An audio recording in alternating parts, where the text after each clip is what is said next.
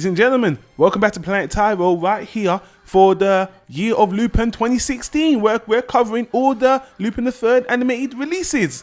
Starting with the movies. Last time you were here, you probably saw us talk about Still Napoleon's Dictionary or Napoleon's Dictionary, the 1991 animated Lupin TV special / movie. I had some fun with it, but now we're going to move on to 1992's From Russia with Love, also known as Bank of Liberty, or From Siberia With Love. The alternate titles always be in the description, and I always find it funny to see what other countries name these Lupin specials. So before we begin, let me apologize because there's some Russian names in this movie I might butcher, because it's, you know, Lupin movies are always kind of focused on fictional characters or characters from different regions, and some of these names, although they're important, I'm going to mess them up. But here's the plot. The plot is Lupin finds out that there's a hoard of gold from an Russian dynasty family called the Romanovov. Told you I was going to mess that up.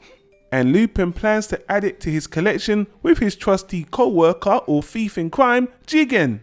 As usual, Lupin isn't the only one looking for the treasure. There's also this mysterious man who's a descendant of the legendary Russian mystic called Rasputin. I don't know who this guy is, but he was a real guy, and the main antagonist of the story is meant to be a descendant of him. And this character seems to have some abilities. He can read anybody's mind, and actually that's a big plot point because Goemon gets caught up with this character, and kind of against his will, he has to be forced to work with this guy. There's something weird about this guy, but I'll get to him later. Fujiko, for the first time ever, is actually not trying to get with some rich guy. She's actually kind of working to trick Lupin into doing the dirty work for her. So for the first time in all these movies, she's kind of just cutting straight to the chase and just going for the treasure without working through no third party man that ends up with Lupin. That was a nice different twist. Also, the movie engages the mafia, the New York mafia. They're looking for the gold. And this movie is a hodgepodge of a heist and traveling to Russia, here and there. What did I think of the movie? Well, let me cut to the chase, guys. By the end of the movie, I was bored. I wasn't just disappointed. I was just like, this was a meh movie. Well, let me start off with the things I liked. First of all, the opening credit sequence has this really funny opening with Lupin and Zenigata, where they come across some librarian that beats the shit out of them for ripping up her clothes. It's really funny. It just comes out of nowhere. It's really quick, but it's very notable. With the plot itself, it isn't bad per se. And one of the things I liked about it is it starts off with a gold heist, which they get a bit into. And I like seeing Lupin doing heists because it's very interesting. He plans it out. You see the map of it. He goes to the bank. And the first half of the movie is him doing this heist. As usual, for an animated movie and for Lupin, it's a little bit implausible. And actually, this movie showed me just how greedy Lupin, Fujiko, and Jigen can be, because the amount of gold they're going for is absolutely ridiculous, to the point where you can't even carry that much gold. And on top of that, the way Lupin goes about even getting the gold is very impractical, as you can see on the screen. Another female character comes in the story that's kind of helping Lupin, helping Fujiko. She's okay. Zenigata is hardly in this movie. To be honest with you, he shouldn't have even been in the movie. I mean, you always got to have Zenigata, but if he's not going to be chasing Lupin in an interesting way, it just feels like he's background paint. And in this movie, they just don't use him at all, and it's just a waste of time. Now, let me get to what I don't like about this movie. The villain. The villain is bloody weird.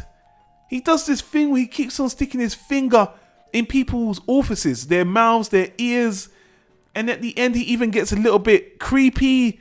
I know he's meant to be a descendant of this Russian mystic or something, but he comes off really annoying. Actually, he was sticking his finger in so many people. I was like, does this guy think he's Kenshiro from Fist of the North Star? Because even at the end, it's like he becomes like a super villain with his superpowers. He just annoyed the hell out of me. The mafia thing was okay. As soon as it got to the Russia thing, the story is just very bleh. It's a typical heist, and I was enjoying it at first, but it was padded out. The animation was okay. It was the same as the last two specials I've seen. I'm pretty sure it was the same stuff, so I'm not going to break it down. The audio was pretty much non-existent. It didn't use a lot of the Lupin themes, except for the opening theme. I did watch it in the Japanese language with the English subtitles. It was fine. I had my usual quibs about the guy playing Lupin. Very off-kilter for me, but I'm getting used to it, as I will do, as I said I would before. And by the last climax, to be honest with you, I was really bored. I wanted the movie to end. The bad guy really got on my nerves. He was just too silly and disgusting. And when he finally got what's coming to him by Lupin, I couldn't be happier. But he didn't save the movie. And then it just dragged out. And at the end, tried to be some happy, touchy ending. Honestly, I didn't like the movie, you know. And I remember criticizing that last movie, The Secret Gold of Babylon. And I thought to myself, this movie is so goofy, it just annoyed the hell out of me. But this movie kind of commits a deeper sin. It's just boring. I just didn't really enjoy it at all. It's kind of meh. It's one of the first ones I could say you can totally avoid. And there isn't much noteworthy in it at all, except for the opening, except for Fujiko tells someone to fuck off or something, which was funny. But the heist is okay, but this is one you can completely skip. I have to give it an acquired taste, only if you're a diehard. Check this out.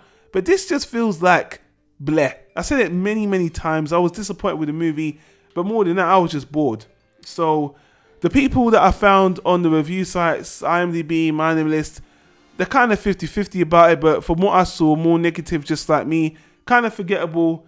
Yeah, I don't know, man. I was a little bit disappointed, but it was another TV movie length special, whatever. So again, people have criticized me for saying I'm expecting too much from these. And it's Lupin. What are you expecting? It's just meant to be crazy zany. But I keep on saying it. I've seen better. And this is one of the worst of movies, in my opinion. But you know what, guys? If you don't agree with me, let me know what you think in the comments down below. Share your opinion. And, you know, I'm looking forward to the other Lupin ones, especially the next Lupin movie. Just the little clip I saw of it, that looks a lot better, especially in the presentation. But you know what? We'll get into that in the next video. But until then, guys, if you like the video, hit that like button. I really appreciate it. Don't forget to check out all the other videos we do. Hit the annotations on the right for the other cartoons, movies, TV shows, books we do. We do a lot of content here on Planet Tyro. We'd love for you to check it out. But until then, I'll say thanks for watching, and I'll see you on the next video. Take care. Peace out.